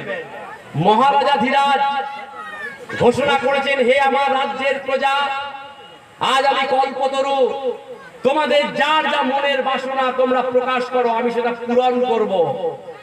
মহারাজা ধীরাজ ঘোষণা করেছে। রাজ্যের প্রজারা কেউ বলছে, হে মহারাজ আপনি আমাকে 10টা হাতি দিন। মহারাজ বলল তাই হবে। কেউ বলছে আমাকে 10টা ঘোড়া দিন। মহারাজ বলছে তাই হবে। কেউ বলছে আমাকে অর্থ দিন, বস্ত্র দিন, গয়না দিন, অলংকার দিন, ঐশ্বর্য দিন, বিদ্য দিন। যে যা চাইছে মহারাজ সবাইকে সব অকাতরে দিয়ে যাচ্ছে, কারণ মহারাজ আজকে কল্পতরু হয়েছে। যখন দিনের শেষ, সূর্য যখন অস্তগামী, তখন মহারাজা ধীরাজ দেখছে দূরে একটা ভিখারি বুড়ি বসে আছে। মহারাজা ধীরাজের দৃষ্টি গেল তার দিকে। মহারাজা ধীরাজ সেই বুড়িকে বলছে, বুড়ি মা, সবাই সব কিছু চাইলো, আজ আমি কল্পতরু হয়েছিলাম, সবাই সব কিছু চাইলো। কেউ ঘোড়া চাইলো, কেউ হাতি চাইলো, কেউ ঐশ্বর্য চাইলো, কেউ অলংকার চাইলো, কেউ বিত্ত চাইলো, বৈভব চাইলো, যে যা চাইলো আমি সবাইকে আজকে অকাতরে তা দান করেছি। তুমি কিছু চাইবে না? সেই বৃদ্ধ ভিখারিনী বলছে, হে মহারাজা ধীরাজ, আমার কিছু চাওয়ার নেই। বলছে, না বুড়িমা, তোমাকে চাইতেই হবে। তুমি বলো তুমি কি চাও। দিন শেষ হয়ে এলো, সূর্য অস্ত যাচ্ছে, তুমি বলো তুমি কি চাও। তখন সেই বৃদ্ধ ভিখারিনী বলছে, হে মহারাজা ধীরাজ, যদি কোনো দিতেই কিছু হয় তাহলে আমার একটাই প্রার্থনা, আপনাকে মঞ্জুর করতে হবে। বলছে, বড় বুড়িমা কি তুমি চাও? বলছে, আমি চাই সারাটা জীবন তুমি আমার কুটিরে বাস করো, সারাটা জীবন তুমি আমার কুটিরে বাস করো। মহারাজা ধীরাজ বলছে, হ্যাঁ তাই হবে। যেই বলেছে তাই হবে, সঙ্গে সঙ্গে মন্ত্রী পারিষদ সবাই বলছে, মহারাজ আপনি একই করলেন, ও তো ভিখারি, ও নিজেরই তো চাল চুলো নেই। ও যে কুটিরে থাকে সেখানে পূর্ণিমার চাঁদ দেখা যায়, ঘর দিয়ে জল পড়ে, ছাউনি নেই। আপনি মহারাজা ধীরাজ, আপনি রাজি হয়ে গেলেন ওর সঙ্গে সারা জীবন থাকবেন, ওই মাটির কুটিরে আপনি থাকবেন কি করে? মহারাজা ধীরাজ বলছেন, রাজপ্রাসাদ বানাও। বৃদ্ধ ভিখারিনীর সেই কুটির রাজপ্রাসাদ হয়ে গেল। আরেকজন মন্ত্রী পাইছেন, বলছে, মহারাজা ধীরাজ, ওর বাড়ি আপনি যাবেন কিভাবে? ও তো খানা খন্দে ভরা, আপনি যাবেন কিভাবে? বলছে, রাজপথ তৈরি করো। হয়ে গেল রাজপথ। আসবে মহারাজ, ও তো খেতে পায় না, চাল নেই, চুলো নেই, কোনোদিনও খায় কোনোদিনও খায় না, আপনি খাবেন কি? বলছে, আমার যত রন্ধনকারী আছে সবাইকে ওর ঘরে নিয়ে যাও, আমি যতদিন বেঁচে থাকবো ওইখানেই সব রান্না বান্না হবে। এটা গল্প। শিক্ষাটা কি দেখুন। এক মহারাজা ধীরাজকে চেয়ে বৃদ্ধ ভিখারিনী কি পেল? রাজপ্রাসাদ, রাজপথ, রাজ ঐশ্বর্য, রাজবিত্ত, রাজ বৈভব। তাহলে আমাদের জানতে হবে কি চাওয়া উচিত। আমরা গুরুর কাছে কি চেয়েছি? গাড়ি, বাড়ি, ধন দৌলত, টাকা পয়সা। পেরেছে খুশি করতে? হ্যাঁ, বলছি পেট ভরে না, বুঝলি? এগুলো শূন্যের প্রভাব। এই পঞ্চ ইন্দ্রিয়কে চাকরের মতো কাজে লাগিয়ে, চক্ষু, কর্ণ, নাসিকা, জিহ্বা, ত্বক, এগুলো হচ্ছে চাকর, এগুলোকে চাকরের মতো কাজে লাগাচ্ছি। দেখে তৃপ্তি পেতে চাইছি, তাত্ত্বিক আলোচনা। দেখে তৃপ্তি পেতে চাইছি, শুনে তৃপ্তি পেতে চাইছি, ঘ্রাণ নিয়ে তৃপ্তি পেতে চাইছি, স্বাদ নিয়ে তৃপ্তি পেতে চাইছি, স্পর্শে তৃপ্তি পেতে চাইছি। কি পাচ্ছি? ক্ষণিকের তৃপ্তি, ক্ষণিকের সুখ, ক্ষণিকের আনন্দ, ক্ষণিকের শান্তি। তাহলে জীবন দিয়ে বুঝেছি এখানকার কোনো কিছু আমাকে চির শান্তি, চির তৃপ্তি, চির সুখ, চির আনন্দ দিতে পারবে না। তাহলে চির আনন্দ কি দিতে পারে? চির সুখ কি দিতে পারে? চিরতৃপ্তি কি দিতে পারে কে জানে? এটা এই ঠিকানা জানে কে? এই ঠিকানা তিনি জানেন বলে অজ্ঞানান্তিমিরন্দস্য জ্ঞানাঞ্জন শলাকয়া, অজ্ঞানতার অন্ধকারে ডুবে আছি আমরা, তাই জানি না কি চাইতে হয়। তাই মহারাজা ধীরাজ যখন বলেছিল, হে আমার প্রজা, হে আমার প্রজাবৃন্দ, তোমরা বলো তোমরা আমার কাছে কি চাও। তাই নির্বোধের মতো কেউ বলেছিল হাতি দাও, ঘোড়া দাও, ঐশ্বর্য দাও, অলংকার দাও, বিত্ত দাও, বৈভব দাও। আর সেই বৃদ্ধ ভিখারিনী সে প্রকৃত বুঝেছিল যে মহারাজা ধীরাজকে পেলে আমার সব পাওয়া সব চাওয়ার অবসান হবে। তাই আমাদের চাইতে হবে কাকে? গুরুকে। গুরু বিনা কেহ নাই এ ভব সংসারে। এটা শুধু গানের গান নয়। আমরা যদি গুরু কেন্দ্রিক জীবন কাটাতে পারি, গুরুকে যদি আমার এই জীবনে আমি প্রয়োগ করতে পারি, তার দেওয়া মহানাম, তার দেওয়া তত্ত্ব, তার দেওয়া বিশ্বজনীন তত্ত্ব বীজ মন্ত্র, আমি নিজেই তো রাজ ঐশ্বর্যে ভরপুর হয়ে যাব। তাই আমাদের এটাই আজকের প্রার্থনা। আমরা পরম পিতার কাছে এটাই প্রার্থনা করব যে হে পরম পিতা, আমরা যেন তোমার সুরে, তোমার তালে, তোমার লয়, তোমার ছন্দে এই জীবনটাকে ভরপুর করতে পারি। তুমি তো আলোর ঠাকুর, তুমি গুরু নও। তুমি এসছো পৃথিবীকে আলোকিত করতে। তুমি নিজেই বলছো অমাবস্যায় আমার জন্ম, এখানকার সমস্ত কিছু ভণ্ডুল করতে আমি এসেছি। তোমার আলোকের ঝর্ণা ধারায় যেন আমরা স্নাত হতে পারি। এই জাগতিক বিষয়বস্তু, জাগতিক ক্লেদ পঙ্কিলতা সমস্ত কিছু থেকে মুক্ত করে তোমার দেওয়া মহানাম, তোমার দেওয়া বিশ্বজনীন তত্ত্ব, তোমার দেওয়া বীজ মন্ত্রের যথার্থ প্রয়োগ করে আমরা যেন তুমি হেন আলোকে স্নাত হতে পারি। তাই বিদায় নেওয়ার আগে আমি একটা রাবীন্দ্রিক ভাবনা দিয়ে বিদায় নেব। আলোকের এই ঝর্ণা ধারায় ধুইয়ে দাও আপনাকে লুকিয়ে রাখা ধুলায় ঢাকা, ভরিয়ে দাও আলোকের এই ঝর্ণা ধারায় ধুইয়ে দাও আপনাকে লুকিয়ে রাখা ধুলায় ঢাকা, ধুইয়ে দাও আলোকের এই ঝর্ণা ধারায়